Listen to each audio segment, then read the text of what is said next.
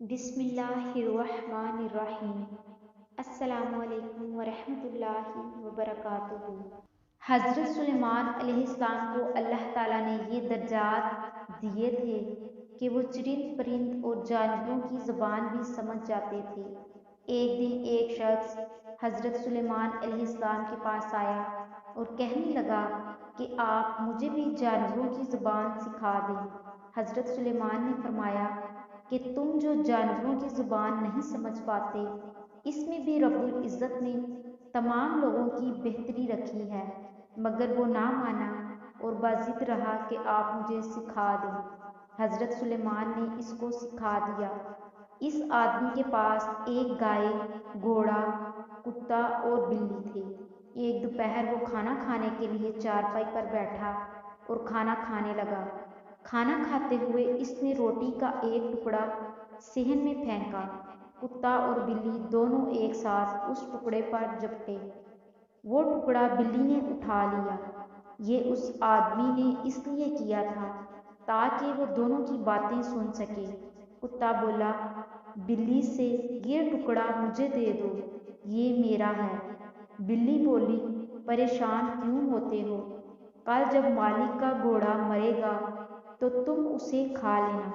وہ آدمی یہ سن کر پریشان ہو گیا اور شام کو ہی اس نے اپنا گھوڑا بیچ دیا اور دل ہی دل میں بہت خوش ہوا کہ وہ نقصان سے بچ گیا۔ اگلے دن وہ پھر اسی جگہ بیٹھا اور پھر کھانا کھاتے ہوئے روٹی کا ٹکڑا پھینکا۔ اس بار بلی نے جپٹ لیا۔ کتا بولا آج یہ مجھے دو۔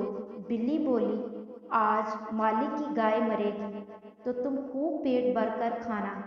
وہ آدمی یہ سن کر پریشان ہو گیا اور اسی وقت جا کر اپنی گائے بیچ دی اور پھر خوش ہو گیا کہ میرا نقصان ہونے سے بچ گیا۔ تیسرے دن وہ کھانا کھانے بیٹھا اور پھر وہی عمل دہرایا۔ اس بار بھی ٹکڑا بلی کے حصے میں آیا۔ کتا غصہ ہو گیا، کہنے لگا آج تو یہ ٹکڑا تم سے لے کر ہی رہوں گا، تو جھوٹ بولتی ہے۔ مالک نے گائے اور گھوڑا دونوں بیچ دیے۔ بلی بولی اطمینان رکھو، آج تم کو خوب کھانا ملے گا۔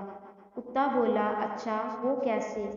بلی بولی کیونکہ آج مالک خود مرے گا تو ڈھیر سارا کھانا بنے گا۔ اس آدمی نے یہ سنا تو گھبرا گیا اور دوڑتا ہوا حضرت سلیمان علیہ السلام کے پاس گیا اور حضرت سلیمان علیہ السلام کو سارا واقعہ سنایا۔ حضرت سلیمان نے فرمایا میں نے تمہیں پہلے ہی بول دیا تھا کہ اللہ کے ہر کام میں کوئی نہ کوئی مصلحت ہوتی ہے۔